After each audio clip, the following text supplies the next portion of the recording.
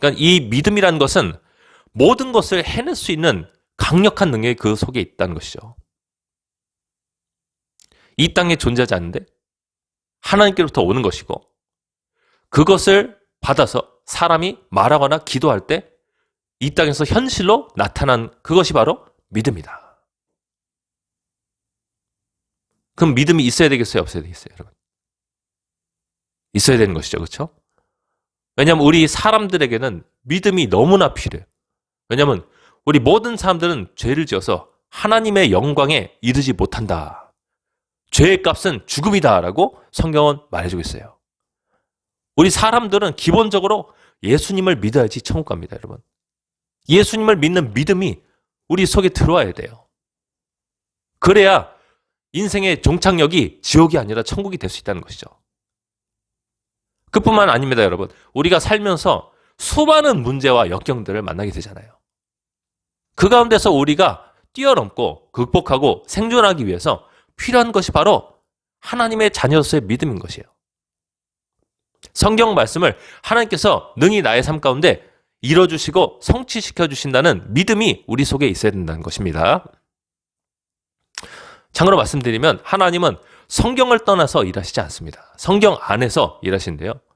성경 말씀을 우리가 펴서 읽을 때 하나님께서 그 말씀들을 통해서 믿음을 넣어주십니다. 하나님께서 이 성경 말씀이 선포되게 하실 때 그 들리는 말씀을 통해서 여러분 속에 믿음을 넣으신다는 것이에요. 너의 삶에 이런 것들이 필요하지? 내가 도와줄 수 있다라고 하나님께서는 믿음을 넣어주십니다. 그때 믿음의 역사가 나타나는 것입니다. 우리 속에서 불가능한 것들이 믿어진다는 것이죠. 그 사람으로서는 전혀 믿을 수 없는 하나님의 아들의 처녀의 몸에서 태어나시는 잉태되시는 그 성육신이 믿어진다는 것이죠.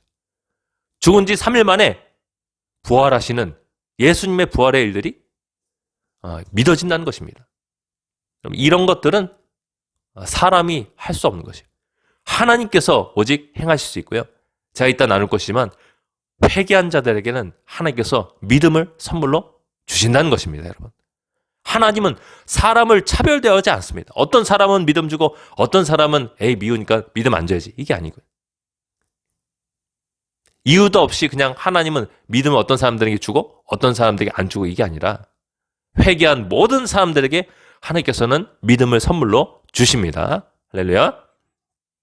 자, 믿음은 사람이 아닌 하나님과 관련되어 있습니다.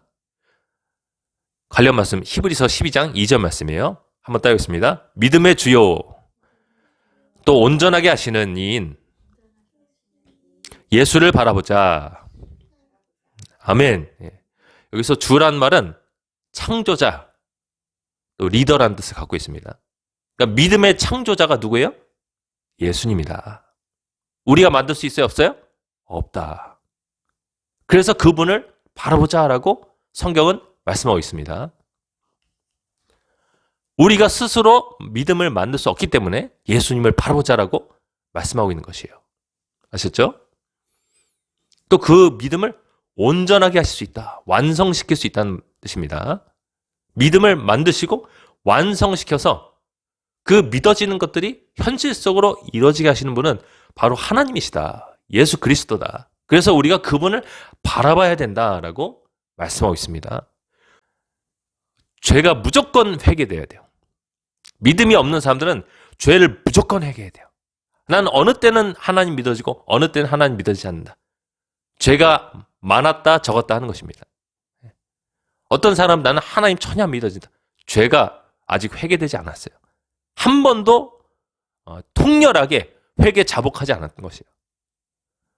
자기 가슴을 찢으면서 자기 죄를 미워하고 그 죄에서 돌이키려고 하지 않았던 것입니다. 우리 믿는 자들도 크고 작은 어려움 속에서 믿음이 필요한 부분들이 있는데요. 그때 그 믿음을 받고 성장시키고 온전하게 만들기 위해서는 우리가 예수님을 바라봐야죠. 그렇죠? 근데 예수님을 바라보는 우리의 얼굴 가운데 죄악의 수건이 들여져 있다. 그래서 우리는 날마다 회개해야 되는 것입니다. 예수님의 피로 자기를 씻고 자기의 죄에서 떠나고 죄를 끊어버리고 혹시라도 넘어졌다면 실수로 죄 지었다면 하나님 앞에 또 고백하고 자백하고 하나님, 제가 죄를 끊겠습니다. 결심하면서 성령의 힘을 의지해서 날마다 죄를 떠나는 습관을 들여야 돼요. 하나님의 말씀을 세상의 미디어보다, 사람의 목소리보다 더 가까이 하면서 이 거룩한 말씀으로 자신을 계속적으로 씻어야 돼요. 그러면 영의 얼굴을 가리고 있는 그 수건이 벗겨져서 믿음의 창조자시고 완성시키시는 예수님을 바라봄으로 말미암아 우리의 믿음이 완성되어서 결국에는 우리가 정말로 필요한 것들이 이 땅에서 현실로서 나타나는 그 위대한 일들이 우리의 삶 가운데 나타난다는 것입니다. 아셨죠? 그리고 성경을 보니까 각 사람에게 분량대로 믿음을 주셨다. 그러니까 각 사람마다 믿음의 크기가 다르다라고 말씀하고 있습니다. 로마서 12장 3절부터의 말씀이에요. 내게 주신 은혜로 말미암아 너희 각 사람에게 말하노니 마땅히 생각할 그 이상의 생각을 품지 말고 오직 하나님께서 각 사람에게 나누어 주신 믿음의 분량대로 지혜롭게 생각하라라고 말씀하고 있습니다. 그러니까 하나님께서 믿음을 사람들에게 나눠주신 것이다. 어떤 사람들에게는 큰 믿음을 주시고 어떤 사람들에게는 그보다는 적은 믿음을 주시는 것이다 라는 것을 우리가 이 말씀을 통해서 알 수가 있습니다. 그러니까 믿음은 선물이다. 우리의 이 믿음을 받기 위해서 회개하고 하나님 앞에 나와서 믿음의 주이신 예수님을 바라봐야 된다는 것입니다. 그럴수록 더 큰 믿음을 갖게 되는 것입니다. 아셨죠? 하나님은 사람을 절대로 차별대하지 않으세요. 어떤 사람은 그냥 하나님 마음대로 큰 믿음 주시고 어떤 사람들은 작은 믿음 주시고 이런 게 아니라 정말 내가 부지런히 회개하고 믿음의 주이신 예수님을 바라본 사람들은 하나님께서 그만큼 큰 믿음을 넣어주신 것입니다. 이해되셨죠? 한번 따라하겠습니다. 하나님은 사람을 차별대하지 않으신다. 성경에 보면 하나님은 사람을 외모로 취하지 않으신다라고 말씀하고 있는데 그게 원어 뜻이 사람을 차별대하지 않는다는 뜻이에요. 번역이 잘못됐습니다. 마가복음 1장 15절 말씀 보면은 예수님이 이렇게 말씀하십니다. 이르시되 때가 찼고 하나님의 나라가 가까이 왔으니 회개하고 복음을 믿으라라고 말씀하셨습니다. 복음을 믿기 위해서 사람은 첫째로 무엇을 해야 돼요? 회개해야 된다. 회개해야 예수님의 십자가의 죽으심과 부활을 비로소 믿을 수가 있게 된다. 근데 이 원리는 예수님을 믿게 된 사람들도 동일하게 적용이 돼서 그들의 삶 가운데 연약과 어려움을 통과하기 위해서도 동일하게 적용된다. 회개하고 예수님을 바라보면, 믿음의 주인을 바라보면 우리는 믿음을 얻게 된다는 것입니다. 회개는 무조건 필수입니다, 여러분. 영의 가림막을 치워버리는 영적인 행위인 것이에요. 회개가. 마태복음 5장 8절 보면은 이렇게 나왔습니다. 마음이 청결한 자는 복이 있나니 그들이 하나님을 볼 것이며 라고 말씀하고 있습니다. 마음이 청결한 사람들은 무엇을 한 사람들일까요? 여러분? 회개한 사람들. 회개한 사람들. 그 사람들은 하나님을 보게 된다. 영적인 가림막이 제거되었다. 수건이 제거되었다. 그러면 하나님을 보면은 하나님의 목소리를 듣게 된다. 하나님께서 하실 수 있다라는 목소리를 듣게 되는 것입니다. 그때 비로소 믿음이 생겨나는 것입니다. 로마서 10장 17절 말씀 보면 그러므로 믿음은 들음에서 나며 들음은 그리스도의 말씀으로 말미암았느니라 라고 말씀하고 있습니다. 한번 따라하겠습니다.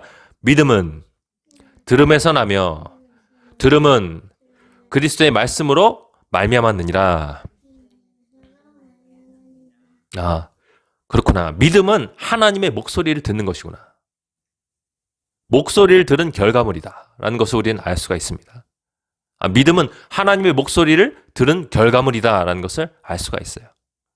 그래서 이 믿음이라는 것은 굉장히 초월적이고 영적이고 사람이 감히 만들 수 없는 것입니다. 하나님의 선물이에요. 믿음의 창조자요 완성시키신 예수님께서 각 사람에게 직접 주시는 것입니다. 이해되십니까, 여러분? 그리고 아까 사도 바울이 말했던 것처럼 우리가 믿음의 영을 가졌다. 한마디로 성령을 믿음의 영이라고 표현하고 있는 것입니다. 성령님은 믿음의 영이세요, 여러분. 성령님은 믿음의 영이세요. 우리가 회개하고 하나님 앞에 나오면은 하나님의 성령을 받습니다. 그 성령님은 우리 속에 믿음을 넣어주십니다. 성령님은 여러분의 삶 가운데 불가능한 것이 가능하게 될 거다라고 말씀하세요. 이해가 되시나요, 여러분? 그래서 회개가 너무나 중요한 것이에요. 성령님은 더러운 곳에 오실 수가 없어요. 사람의 죄는 하나님께는 쓰레기입니다. 하나님께는 오물입니다. 회개하지 않은 마음 가운데 성령님께서 들어오실 수가 없어요. 믿음의 영께서 들어오실 수 없어요. 하나님께서 성령으로 들어오셔서 하나님의 목소리를 들려주실 수가 없어요. 그래서 우리는 날마다 예수님의 피로 자기를 씻고 죄악의 습관을 끊어버리고 죄에서 돌이켜야 되는 것이에요. 그럼 하나님께서 성령으로 우리 마음 가운데 오셔서 너의 그 일은 내가 해결해 줄게 라고 말씀하시는 그 목소리를 듣게 되는 것이에요. 놀라운 일이죠. 그것을 들을 때 사람은 때로는 전율하고 때로는 깊은 감동을 느끼고 때로는 잔잔하게 자기 속에 믿음이 샘솟는 것을, 생겨나는 것을 경험하게 됩니다. 믿음은 여러분 생명체와 같아요. 믿음은 사람 속에 싹 트는 것과 같습니다. 그 싹 튼 믿음을 사람은 짓밟아 버릴 수도 있고 사람은 그 믿음을 잘 키워서 성장시킬 수가 있어요. 예수님과 함께 완성시킬 수가 있어요. 믿음을 완성시키시는 예수님이라는 것은 예수님은 우리 속에서 믿음을 자라게 하신다는 것을 뜻하는 것이에요. 예수님께서 믿음을 자라게 하실 때 우리가 그것을 방해할 수 있다. 무엇을 통해서요? 죄를 통해서. 무엇을 통해서요? 불신을 통해서. 불신이 믿지 않는 것이죠. 죄와 불신은 믿음이 완성되게 하는 것을 방해합니다.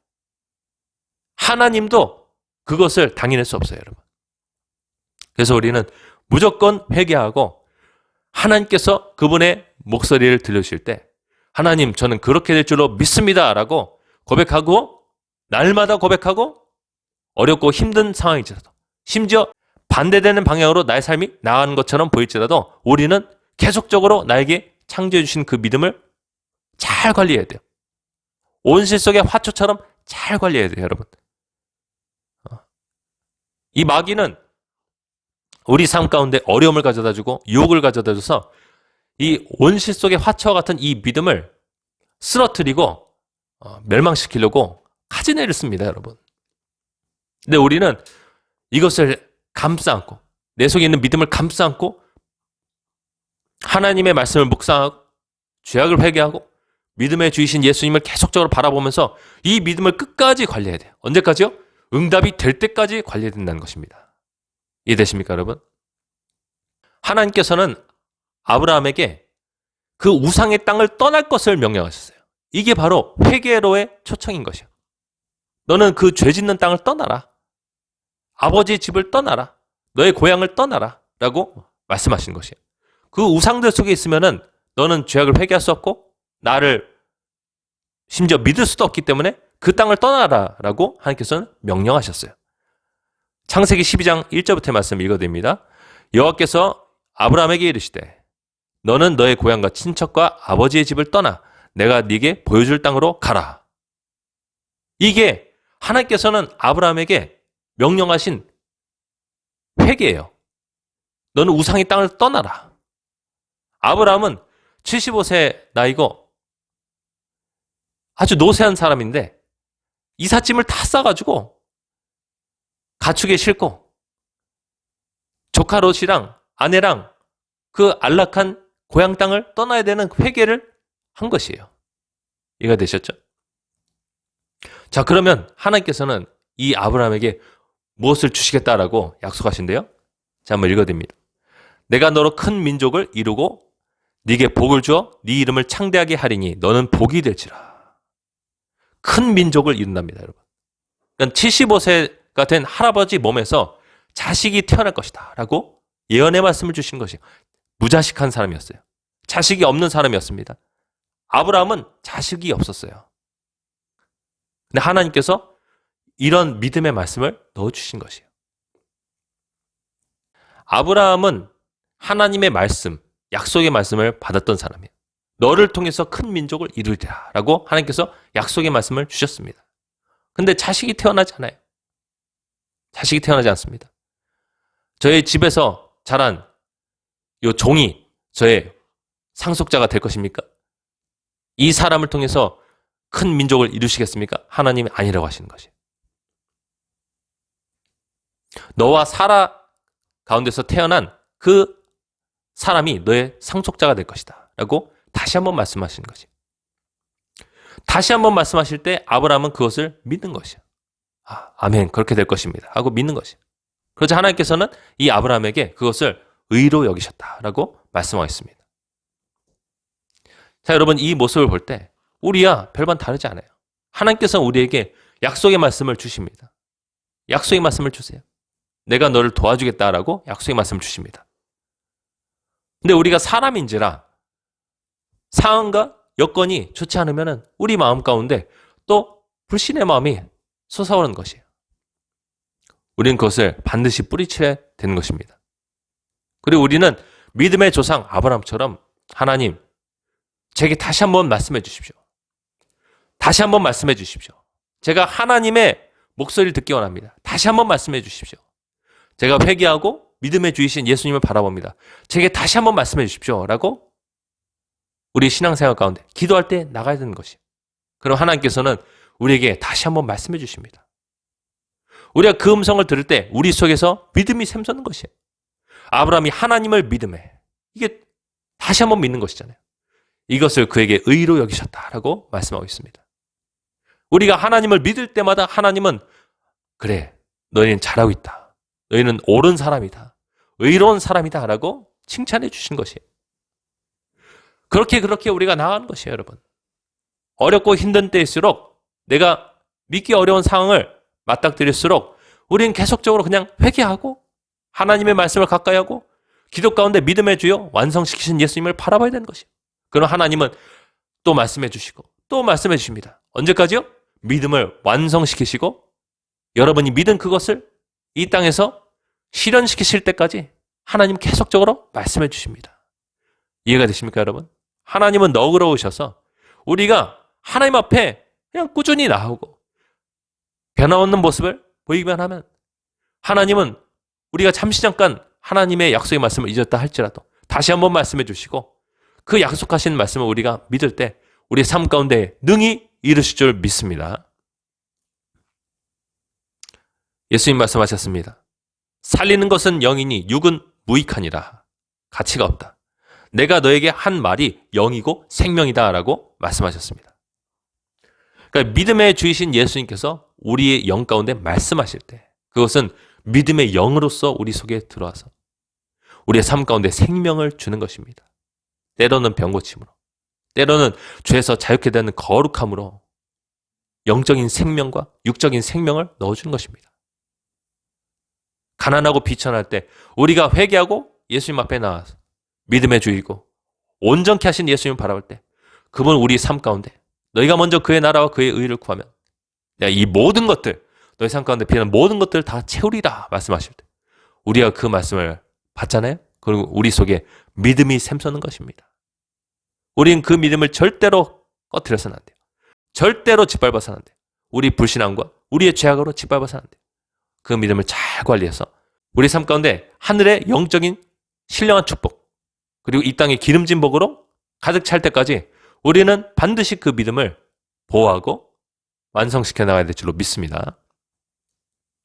시편 119편 50절 말씀 보면은 이 말씀은 나의 고난 중에 위로라. 주의 말씀이 나를 살리셨기 때문이다 라고 시편 기자는 말해주고 있어요.